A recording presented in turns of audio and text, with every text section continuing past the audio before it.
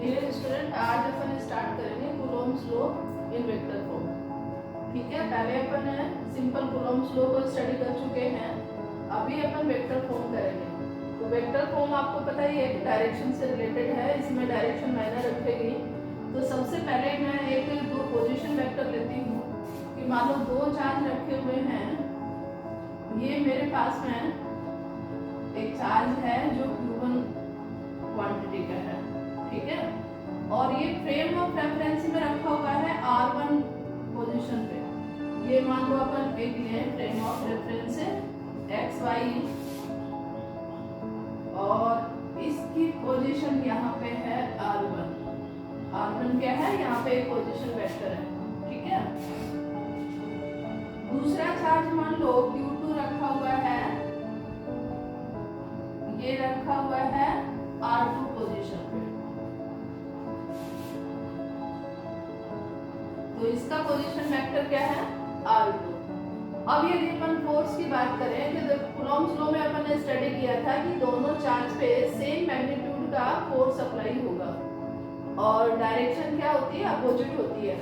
अब यदि अपन ये डिस्टेंस मेजर करना चाहें कि इन दोनों का डिस्प्लेसमेंट क्या है Q1 और Q2 के बीच में, तो इसको अपन या तो लेंगे R12 की फॉर्म में और या फिर लेंगे R21 की फॉर्म में, ठीक है। तो यानी ये जो डिस्टेंस है ये मेजर कर सकते हैं Q1 से Q2 तक और या फिर Q2 से Q1 तक। अब मान लो अपन देखें कि Q1 जो चार्ज है वो Q2 में कितना फोर्स अप्लाई कर रहा है, तो अपन फोर्स कहाँ निकाल रहे हैं, Q2 पे। तो Q2 पे निकालेंगे तो इसको अपन लिखेंगे R21 और एनसीईआरटी के अकॉर्डिंग है R21 को लिखा जाता है पोजीशन है of charge second minus position of charge first.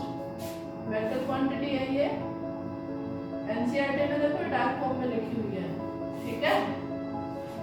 और यदि अपन फर्स्ट चार्ज Q1 पे फोर्स अप्लाई हो Q2 की वजह से, वो यदि अपन निकालना चाहें तो इनके डिस्टेंस को अपन लेंगे R12 की फॉर्म में। तो इसको अपन लिखेंगे R1 माइनस R2। ध्यान रखो ये पोजीशन वेक्टर अपनी एनसीईआरटी के अकॉर्डिंग तो ये है, बाकी ये पोजीशन वेक्टर या डिस्टेंस अपन निकालते हैं तो ये निकालते हैं final position minus initial position.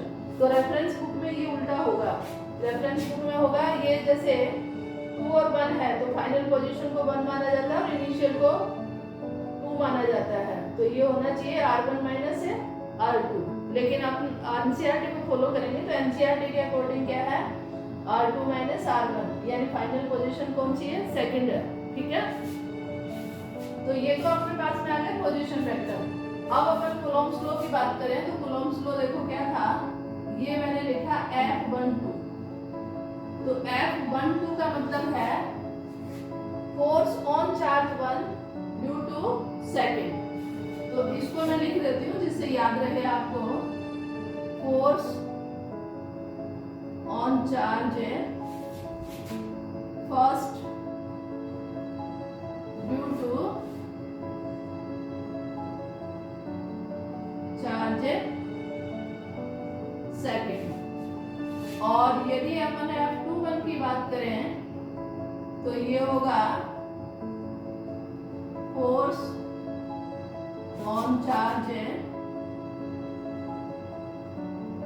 Second due to charge first. तो ये स्टेटमेंट आप दोनों याद रखोगे, ठीक है। अब अपन निकालना चाह रहे हैं F12। F12 का मतलब क्या है, चार्ज ऑन फर्स्ट निकाल रहे हैं ड्यू टू सेकंड। तो ये अपने पास में क्या होगा, K Q1 Q2। यहाँ पे अपन Q1 और Q2 का मैग्नीट्यूड लेते हैं और चार्ज वैसे भी स्केलर क्वांटिटी है, तो ये Q1 Q2 यहाँ पे मैं मोड में लिख के वैसे ही लिख रही हूँ डायरेक्ट, तो इसमें कोई कंफ्यूज होने की आवश्यकता नहीं है। और ये मैंने लिखा R12 का स्क्वायर और डायरेक्शन लिखेंगे अपन R12 कैप। तो ये अपने पास में यूनिट वेक्टर है डायरेक्शन के लिए। वेक्टर क्या होता है, देखो अपन लेते हैं तीनों डायरेक्शन के लिए आई कैप, जे कैप और के कैप। तो आई कैप अपने पास में कौन सी डायरेक्शन के लिए है, एक्स डायरेक्शन के लिए, और जे कैप अपन लेते हैं कौन से डायरेक्शन के लिए, वाई डायरेक्शन के लिए, और के कैप कौन से डायरेक्शन के लिए लेते हैं, जेड डायरेक्शन के लिए। अब यदि आपको डायरेक्शन पता नहीं है तो अपन पोजीशन वेक्टर के फॉर्म में लेंगे, और वो मैंने लिया है r12 का कैप। तो ये आपके पास में क्या है, यूनिट वेक्टर है। यूनिट वेक्टर का मतलब क्या होता है, वैसे तो तुम स्टडी कर चुके हो इसको।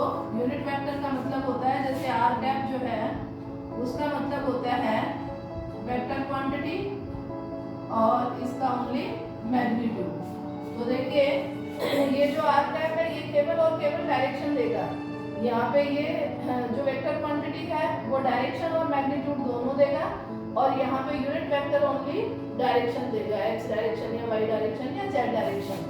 तो यहाँ पे मैंने लिया है ये कैप की फॉर्म में।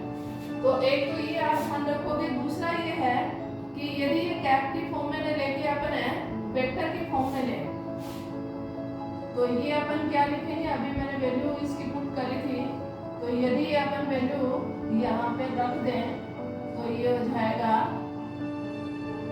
r12 का वेक्टर। तो ये आप इसमें कंफ्यूज मत होना, बच्चे कई बार कंफ्यूज होते हैं। देखिए कैप आ रहा है तो ये स्क्वायर आएगा, और वेक्टर फॉर्म में आ रहा है तो ये क्यूब आएगा। क्यों? क्योंकि अपने पास में इस वेक्टर की वैल्यू क्या होती है, इसका मैग्नीट्यूड। तो ये मैग्नीट्यूड तो यहाँ आ गया, और ये कैप, तो इसकी वैल्यू यहाँ से मैंने उठा के यहाँ रखी, तो ये फॉर्म ये हो जाएगी। ठीक है, तो ये अपने पास में आ गया force on charge first due to second. अब यहाँ पे आप देखिए, यदि मैं इसको माइनस कॉमन ले लूं तो r2 माइनस r1 कह सकती हूँ। ठीक है, और इसको मैं कह सकती हूँ r21।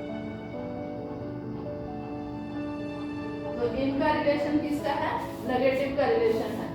तो यहाँ पे यदि अपन ये वैल्यू पुट करें तो ये क्या हो जाएगा, देखो ये वैल्यू तो चेंज होने वाली है नहीं, ये डायरेक्शन पे डिपेंड नहीं करती। तो ये हो जाएगा k q1 q2, कैप की फॉर्म में ले लूं पहले, और ये हो जाएगा, ये जो नेगेटिव है ये देखो क्यूब में है तो ये नेगेटिव बाहर आएगा, और ये हो जाएगा माइनस r21 क्यूब और r21 है वेक्टर फॉर्म। कैप में लोगे तो ये क्या हो जाएगा बेटा, ये स्क्वायर फॉर्म में आ जाएगा। तो यहाँ पे आप ध्यान दीजिए कि ये जो फोर्स की वैल्यू है ये अपने पास में क्या आ गई, ये 12 की फॉर्म में आ गया, तो ये आ गया 12। तो यहाँ पे देखो फोर्स ऑन चार्ज फर्स्ट और फोर्स ऑन चार्ज सेकंड, इनका मैग्नीट्यूड सेम है लेकिन नेगेटिव साइन है। तो नेगेटिव साइन किसको शो करेगा भाई, डायरेक्शन को। तो डायरेक्शन को शो कर रहा है, दैट मींस कई बार ये क्वेश्चन पूछ लिया जाता है कि आप कूलॉम्स लॉ के थ्रू ये प्रूव करिए एक्शन और रिएक्शन वाला लॉ, थर्ड लॉ जो है ना न्यूटन का, ये तो यानी फोर्स फर्स्ट पे और सेकंड पे मैग्नीट्यूड में सेम होगा लेकिन डायरेक्शन में क्या होगा, अपोजिट होगा। तो ये चीज आप ध्यान रखोगे, इसमें कई बार क्वेश्चन पुटअप होता है ये। ठीक है, कि एक्शन और रिएक्शन है लॉ को आप प्रूव करिए, किसके थ्रू, कूलॉम्स लॉ के थ्रू। तो आप इस तरह से प्रूव कर सकते हैं। तो ये आप नोट कर लीजिए, और इसका फिर मैं क्वेश्चन आपको करवाती हूँ नेक्स्ट वीडियो में।